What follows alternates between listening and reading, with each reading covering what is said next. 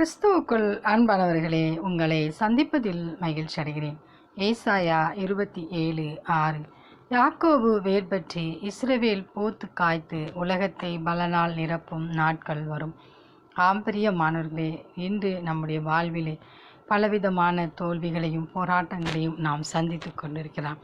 ஆனால் நம் தேவனாகிய கர்த்தர் யாக்கோபு வேர் பெற்று இஸ்ரவேல் பூத்து காய்த்து உலகத்தை பலனால் நிரப்பும் நாட்கள் வரும் என்று சொல்கிறார்.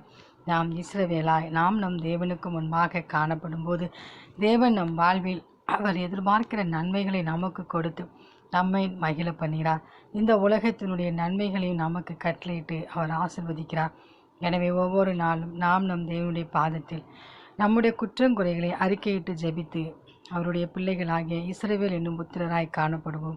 அப்பொழுது தேவன் நன்மைகளையும் ஆசீர்வாதங்களையும் பெற்றுக்கொள்வோம். அந்த தேவனின் அன்பு கரங்களை நாம் பற்றி கொண்டு அவரோடு கூட வாழ்வோம். ஆமென்.